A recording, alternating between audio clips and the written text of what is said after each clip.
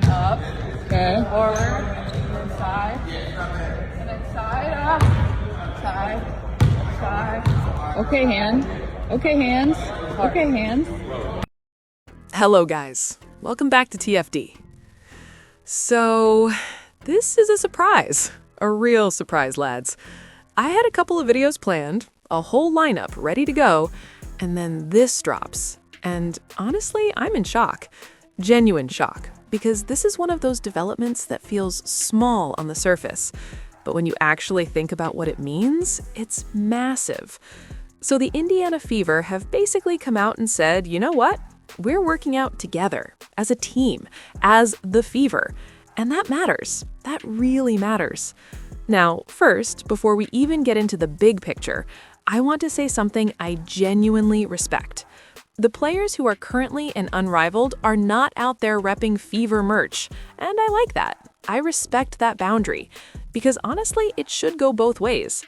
If you're playing in Unrivaled, you shouldn't be wearing WNBA team branding, and if you're in the WNBA season, you shouldn't be rocking Unrivaled gear either. It's just professional separation, clean lines, no blurred identity. And from what we're seeing, that line is being respected. That's a good sign. That's professionalism.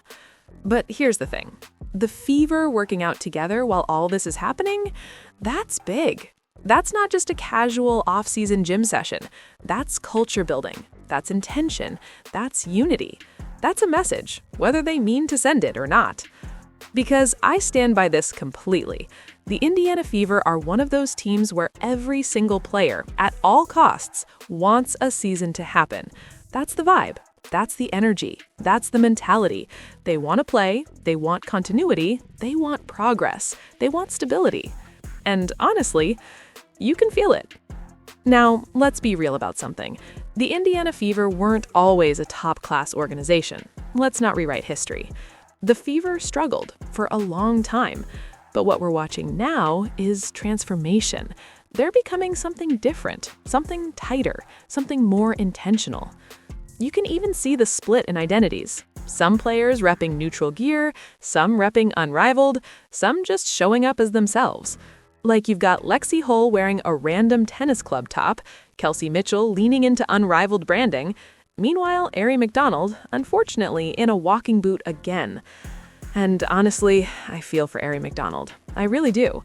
She might be one of the most injury-unlucky players in the league. She hasn't had a fully healthy stretch in years. Major injuries stacking up season after season. That's tough. That's mentally exhausting. That's physically brutal. And yet, she's still there, still around the team, still part of the environment. That matters too. But let's talk about the bigger visual. Seeing Caitlin Clark working out alongside her Fever teammates, that's important. And seeing head coach Stephanie White travel to Miami to be around them, that's even more important. Technically, sure, they're not her players in an official competitive sense right now, but leadership doesn't turn off in the offseason. Culture doesn't pause, relationships don't go on vacation. And what we're seeing is connection. Because one thing that stands out about this group, and people might laugh when I say this, but the Indiana Fever absolutely operate with an us versus the world mentality.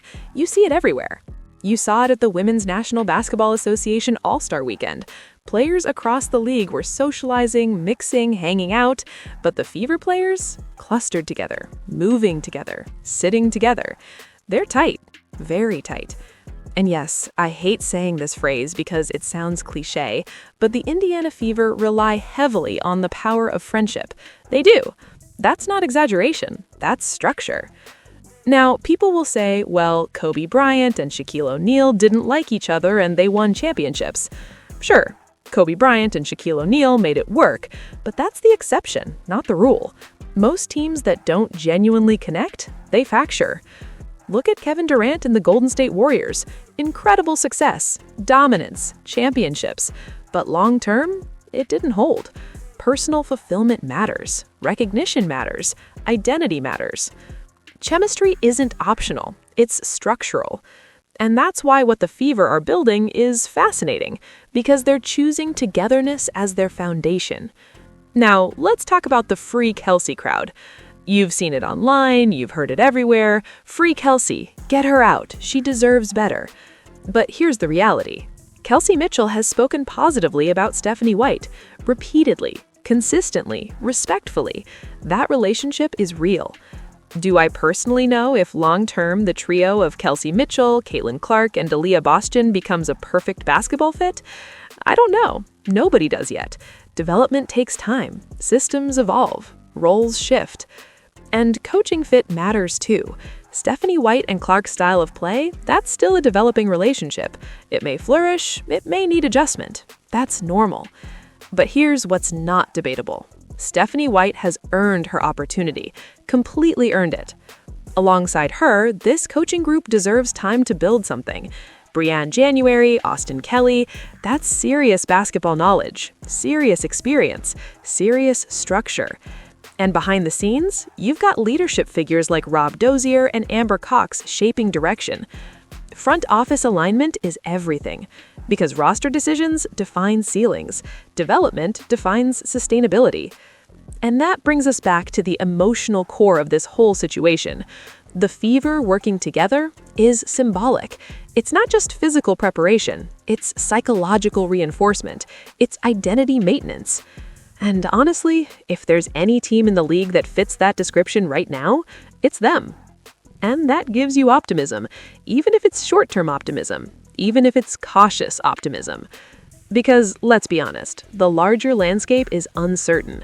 You've got major conversations happening about league economics, revenue splits, financial sustainability. You've got people with experience running franchises in MLB publicly discussing how fragile league structures can be if negotiations collapse. And this isn't about blaming players, not at all. Players betting on themselves is understandable. It's powerful. It's necessary sometimes. But it's also risky, extremely risky. Because progress always exists in tension with stability. And in a moment where women's sports visibility is growing, expanding, accelerating, disruption carries consequences. Some positive, some unpredictable. But through all of that uncertainty, the Indiana Fever are choosing togetherness. They're choosing preparation. They're choosing presence. They want to play. They want a season. They want continuity.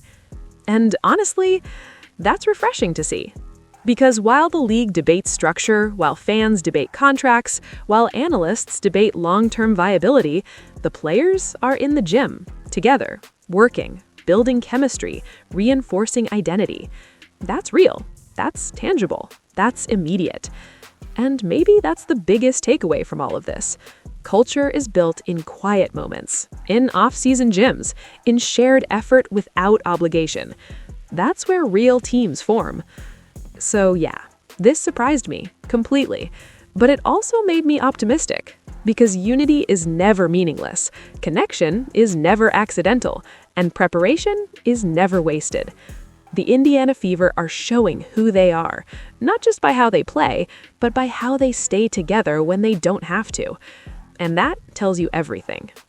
Tell me what you think. Don't forget to like and subscribe.